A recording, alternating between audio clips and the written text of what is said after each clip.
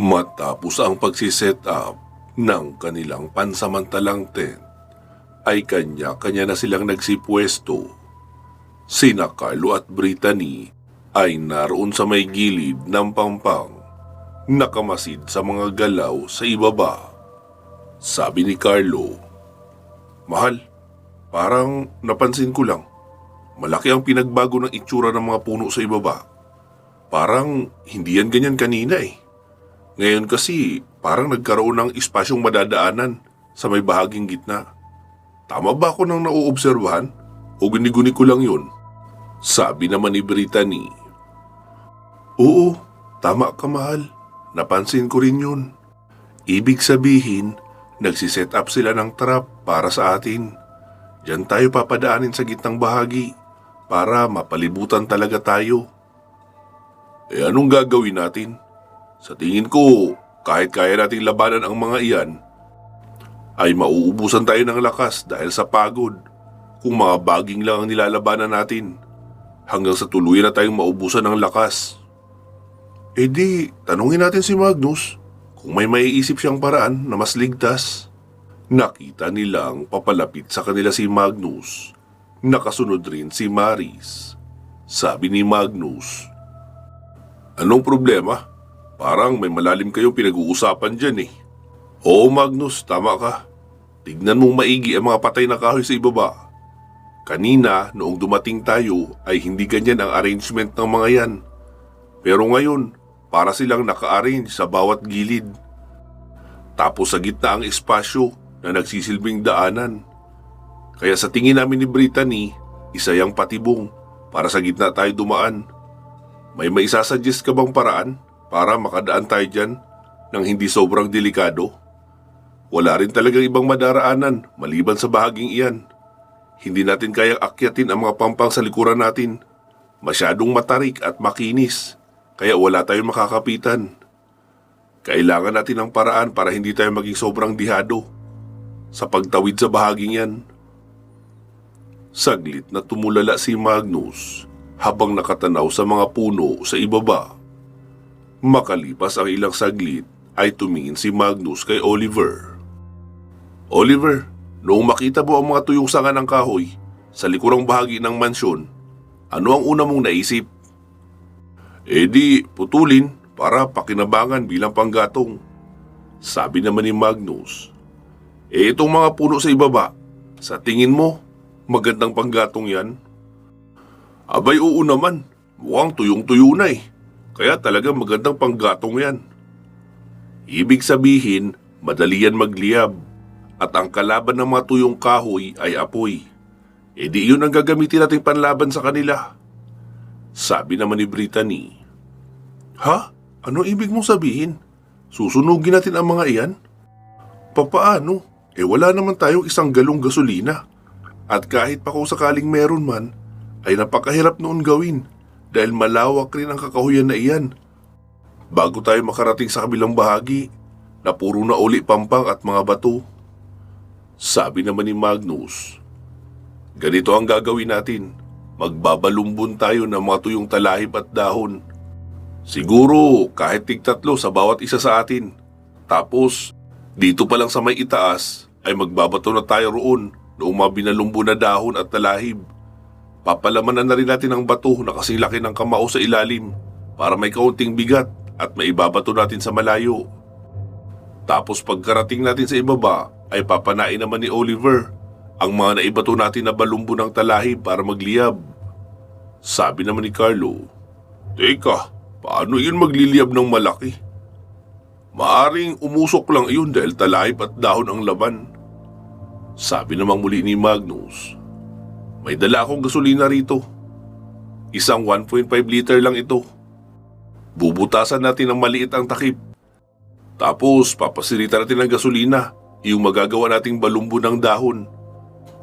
Kaya kapag pinana iyon ni Oliver, ng palaso na may apoy ang dulo ay liliyab iyon ng malaki. At madaling magniningas ang mga puno sa ibaba dahil tuyong-tuyo na ang mga iyan.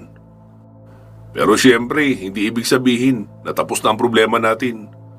Pagkalampas natin sa bahaging may balumbo ng dahon, ay saka naman natin pa isa-isang ibabato ang mga hawak natin balumbon para may papanain pa uli si Oliver. Ako ang unang magbabato para kapag wala na akong hawak na binilog na dahon ay maaari ko nang ilabas ang dala kong 1.5 na bote at iwiwisik ko na rin ang natitirang gasolina sa madadaanan ko para kapag nasindihan iyon ng apoy ay mas lalong kakalat. At sa ganitong plano ay makakarating tayo sa kahit 3/4 man lang ng bahagi ng daan. Pagkarating sa bahaging iyon, malapit sa Pangpang ay sigurado akong wala na tayong maibabato noon. Kaya gagamit na tayo ng itak para protektahan ang sarili natin at makarating na sa may Pampang. Wala mo nang gagamit ng baril. Sa tingin ko ay mas kakailanganin natin ang mga yun sa ibang dimensyon na mga nilalang na talaga ang makakaharap. Lalo at may mga blue sodium solution naman lahat ng bala na dala natin. Ano, okay na ba kayo sa plano ko? Wika ni Magnus at tumingin sa mga kasama. Tumango-tango si Oliver. Maging sina Carlo at Brittany ay sumang-ayon rin. Sabi naman ni Maris, "Ako rin, sumasang-ayon ako dyan." Sabi namang muli ni Magnus, "E di habang may kaunti pang liwanag, ay simulan na natin ang paggawa ng mga balumbo ng dahon na may palamang bato sa loob. Ikaw naman, Oliver, ang mga palaso ang asikasuhin mo. Gumawa ka ng mga palaso na mula lang sa pangkaraniwang kahoy sa paligid. Hindi ka pwedeng gumamit ng mga palaso mo na may mga blue sodium solution ang dulo dahil masasayang lang. Hindi na natin iyon madadampot pa matapos mong gamitin. Kaya sayang kung yun ang gagamitin mo." "Oo Magnus, tama ka. Gets ko na."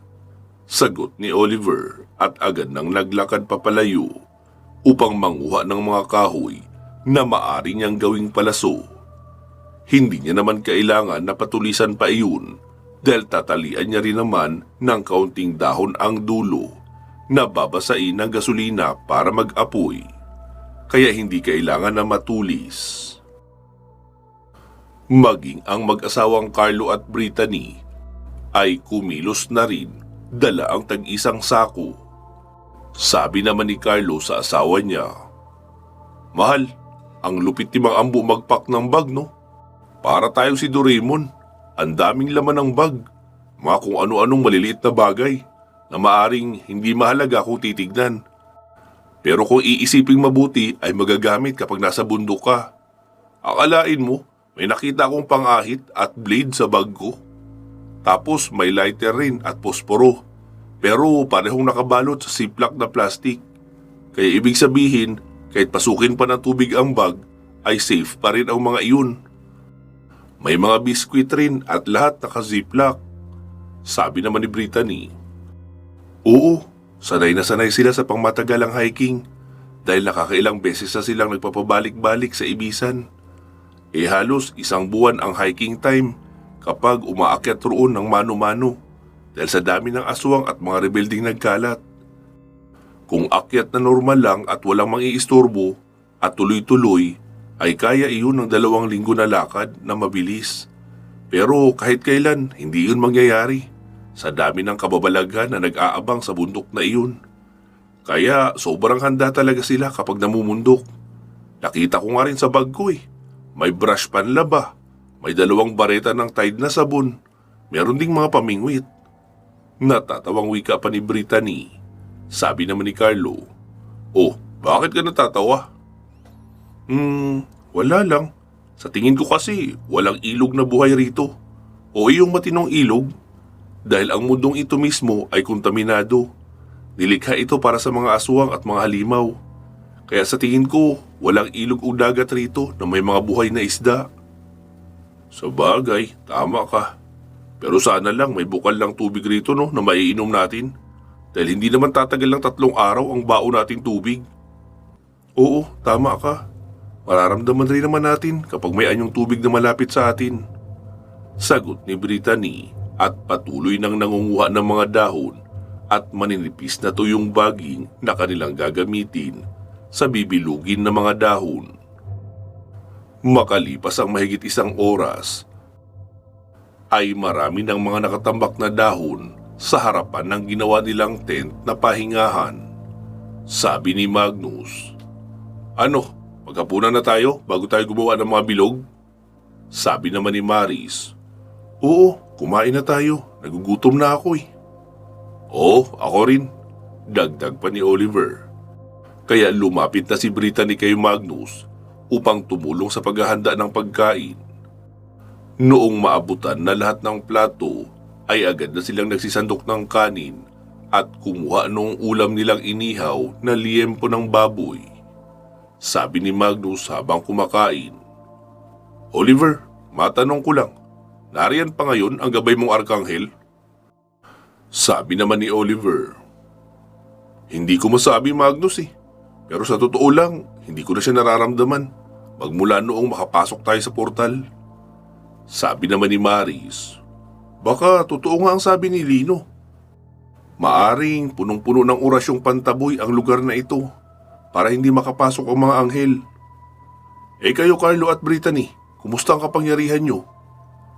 Sumeryoso naman ang dalawa at halos magkasabay na naging pula ang mga mata. Nagbago rin kaunti ang itsura ng kanang kamay na walang hawak na pagkain. Sabay sabing, "Ayos pa naman, aswang pa rin kami oh." Sabi naman ni Magnus, "Eh ikaw Maris, kumusta ang pakiramdam mo?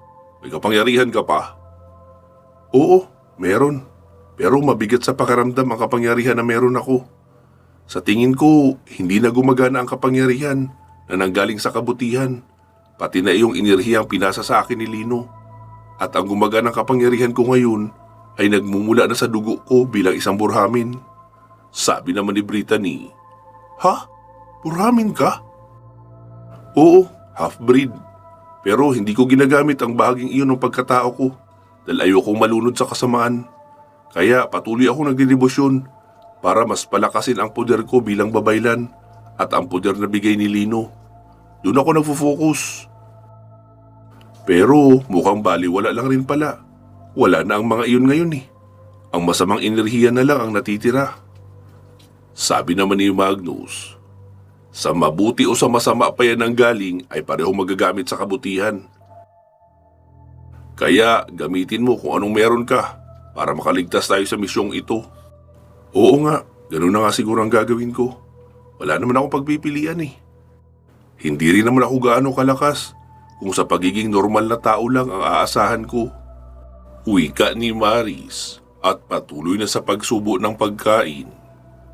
Noong matapos makakain ay sinimulan na nila ang paggawa noong mga bola na gawa sa tuyong mga dahon at baging. Si Oliver naman ay naging sobrang abala sa paggawa niya ng mga palaso na kailangan niya ring lagyan ng kaunting tuyong damo sa dulo para may sisindihan siya kapag papanain na ang mga bolang gawa sa dahon. Makalipas ang 3 oras ay natapos na sila. Sabi ni Magnus, "So paano? Matulog na tayo.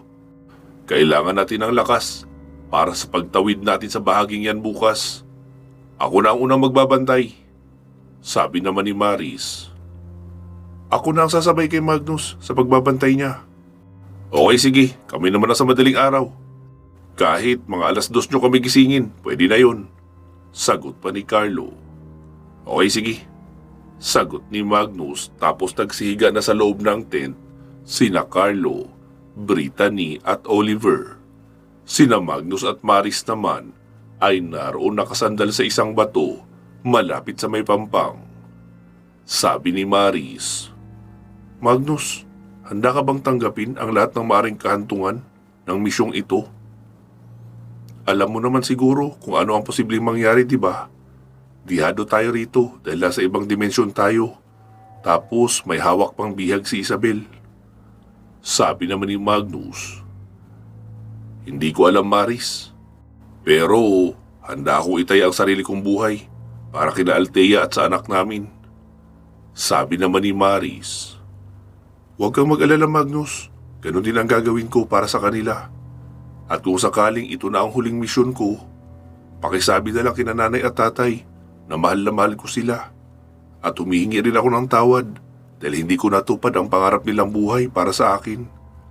Isang simpleng buhay na may asawa at mga anak." Sabi naman muli ni Magnus, "Huwag ka nga magsalita ng ganyan. Babalik tayo sa mundo natin na kumpleto. Nakalimutan mo na ba ang sinabi ni Lino? Di baling sugatan o may matinding pinsala, basta buhay. At sila na ang bahala sa atin pagka-uwi natin doon. Kaya hindi ka pwedeng mamatay o magpakamatay sa misyong ito. Ewan ko ba, Magnus? Iba ang kutob ko sa mundong ito eh. Parang dito matatapos ang pagiging babaylan ko. At hindi malayong kasama na roon ang aking buhay. Huwag ka magsabi ng ganyan.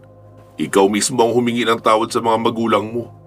Mas gugustuhin nilang ganito ka kaysa sa patay ka. Hindi na sumagot pa si Maris at nakatanaw na lang sa malayo. Makalipas ang mahigit 1 oras ay sabi ni Magnus, "Grabe rito no, kakaiba ang katahimikan. Kahit tunog ng ibon o kuliglig sa gabi ay wala. Malamang, pati mga maliliit na hayop ay pinagdidiskitahan ng mga halimaw rito. Puro lang yata talaga mga halimaw ang narito eh." Sagot pa ni Maris. Muli na silang natahimik dahil kapag wala nang sinasabi si Magnus ay hindi na rin naman nagsasalita pa si Maris. Mabagal ang paglipas ng mga oras. Panay ang tayo ni Magnus at magja-jumping jack para mawala ang antok. Hanggang sa sumapit na ang 2:00 ng madaling araw. Sabi ni Magnus, "2:00 na. Tara na Maris, matulog na tayo. Sila Carlo na ang bahala magbantay." Tumango si Maris at tumayo na rin noong hilahin ni Magnus ang kamay niya papatayo. "Carlo, 2:00 na."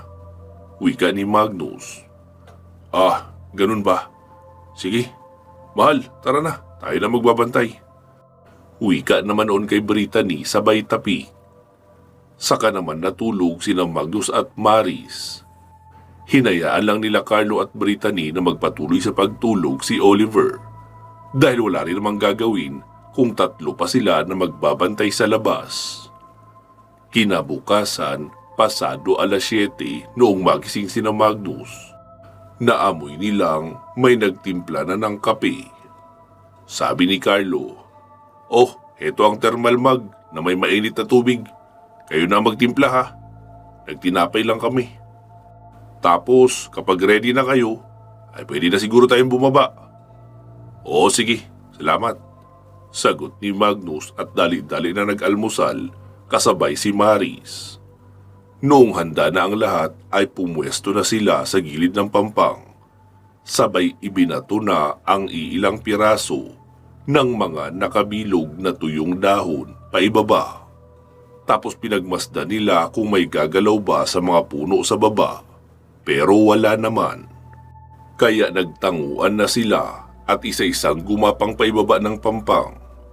Kahit papaano ay may mga baging naman at maliliit na puno na makakapitan roon.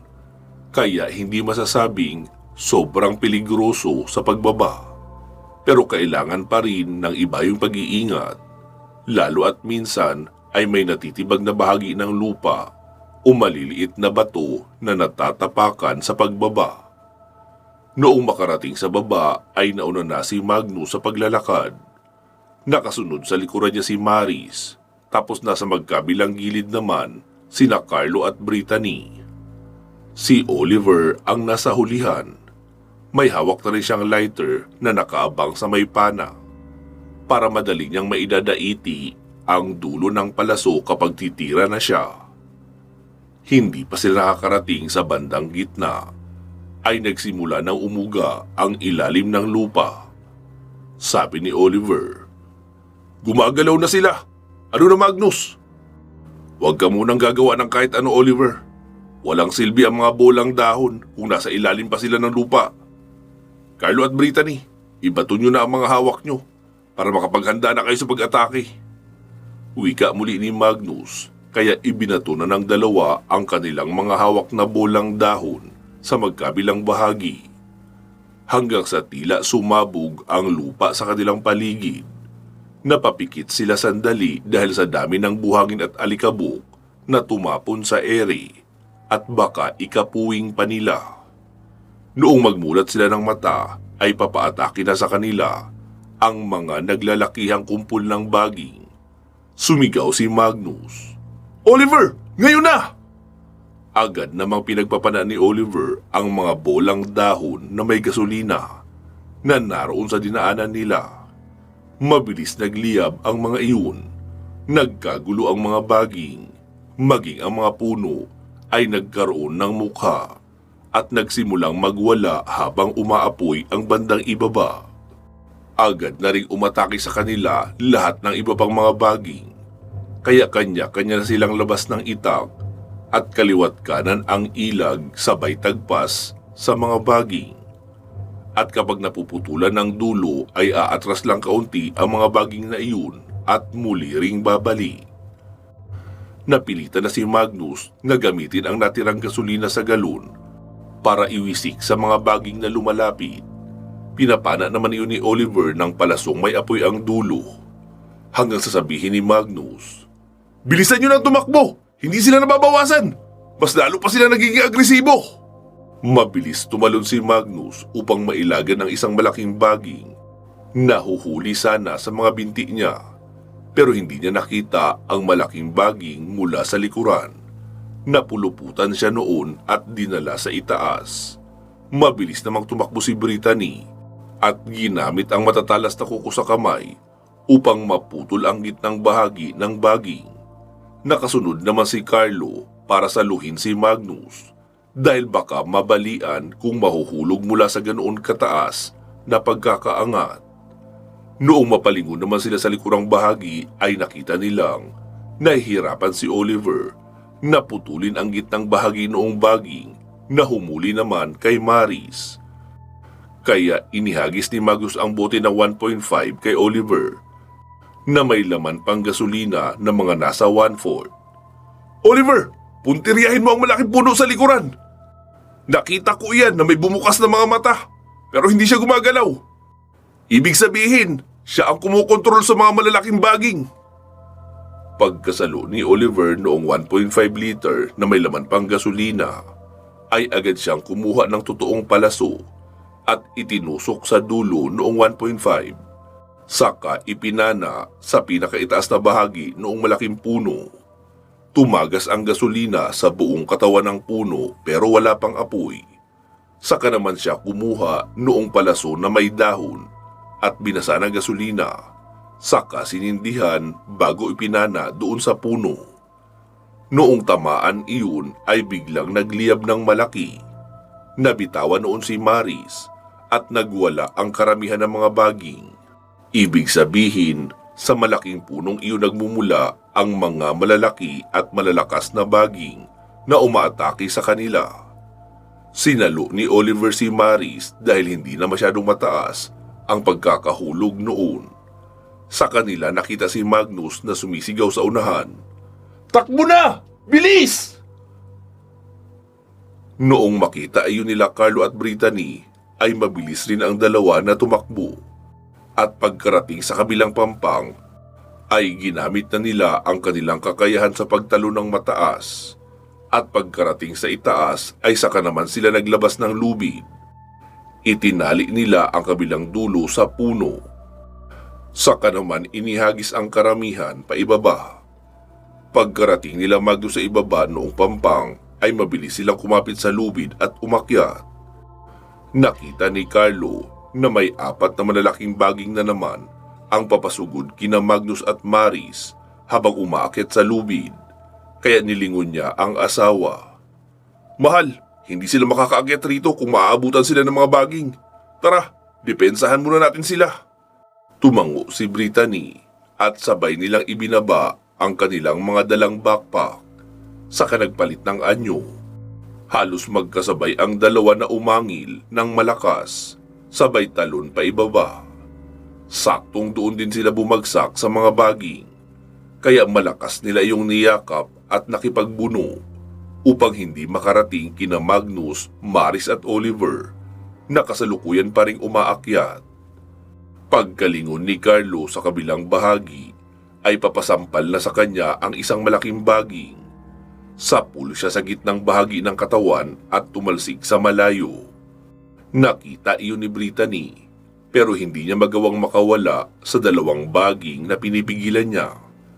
Kapag binitiwan niya rin ang mga iyon, ay siguradong tutuloy iyon kina Magnus. Napasigaw si Brittany. Carlo! Ayos lang ako, mahal! Protektahan mo sila para makaakyat sila ng tuluyan! Sigaw ni Carlo at patuloy na nakikipaglaban sa 4 na baging na nagtutulong-tulong naman sa kanya. Nakita naman iyon ni Oliver, kaya sabi noon kay Maris, Maris, magagamit mo ba ang kakayahan mo para tulungan sila? Oo, pwede. Kaso masyado pang maaga. Mapapansin ng mga burhamin na narito ako kapag ang kapangyarihan ko bilang burhamin ang gagamitin ko. Mas mahihirapan tayo na magpatuloy sa paglalakbay, lalo at wala pa tayo sa kalagitnaan. Sabi naman ni Magnus. Hayaan mo na, Oliver, may naisip akong paraan. Wika ni Magnus at dali-daling inalis sa pagkakatali ang crossbow mula sa backpack. Nakatali kasi iyon doon ng maayos para hindi maiwanan kahit magkatakbuhan. Noong mailabas na ang crossbow, ay kumuha na siya ng isang espesyal na palaso na may compressed explosive. Sabi naman ni Maris, Magnus, baka si Carlo ang tamaan yan. Hindi, Maris. Kagaya ng sinabi ko kanina kay Oliver, ang mismong puno ang titirahin, hindi ang mga baging na may hawak. Dahil galamay lang ang mga baging at may katawan, ang ulo mismo ang nagkokontrol. Inasinta ni Magnus ang isa pang malaking kahoy na nananahimik sa di kalayuan kay Carlo. Sa kanya kinalabit ang gatilyo ng crossbow. Noong tamaan niya yung malaking kahoy, ay nabali iyon sa gitna at nadurog. Noong tamaan ang malaking kahoy ay sumabog iyon ng malakas, nabali sa gitna at nadurog ng pira-piraso. Doon na kusang bumagsak ang mga baging sa lupa at nawala ng buhay. Napahawak naman si Carlo sa liig niya noong bumagsak siya sa lupa. Sabi naman ni Magnus, Carlo, umakyat na kayo rito! Marami pang baging ang papalapit sa direksyon nyo! Tumango si Carlo. Si Brittany naman ay dali-daling lumapit kay Carlo at inalalayan iyong makalayo. Noong naroon na sila sa may pangpang ay agad na silang kumapit sa lubid at walang hirap na umakyat hanggang sa makarating sa pinakaitaas kung saan naroon sila Magnus naghihintay. Sabi naman ni Carlo, Magnus, salamat. Akala ko ako ang titirahin mo noong palaso para maputol ang baging. Mabuti at nakita mo ang puno na kumukontrol roon. Oo, nakuha ko na ang teknik na iyon kanina pa, noong si Maris ang nahuli ng mga baging. At kahit siguro anong gawin natin, ay hindi natin sila mauubos. Sa dami ba naman ng puno na meron dyan sa ibaba? Oo nga, Magnus, tama ka. Pero malaking tulong iyong bolang apoy na yari sa tuyong dahon na may gasolina. Wala pa sa kalahati sa kanila ang nagkaroon ng pagkakataon na atakihin tayo. Dahil karamihan sa kanila ay umaatras dahil sa mabilis na paglaki ng apoy. Sabi naman ni Magnus, Oo nga, tama ka. Pero dahil sa apoy na iyon at malakas na pagsabog, kaya kailangan na natin makaalis agad rito. Siguradong dinig ang pagsabog, maging ang pag-uga ng lupa sa malayong bahagi ng dimensyong ito. At hindi malayong ilang saglit lang, ay narito na ang karamihan ng mga gar para alamin kung anong nangyayari sa bahaging ito. Bakit nagkaroon ng pagsabog? Kaya tara na, kailangan na natin makalayo rito agad. Wika pa ni Magnus. Agad namang inilagay ng mag-asawang Carlo at Brittany ang kanilang mga backpack sa likuran. Saka sila nagpatuloy sa paglalakbay. Pansamantala po muna natin puputulin dito itong ating kwento. Magsama-sama po tayong muli sa part 211. Mag-iingat po kayo palagi. At hanggang sa muli.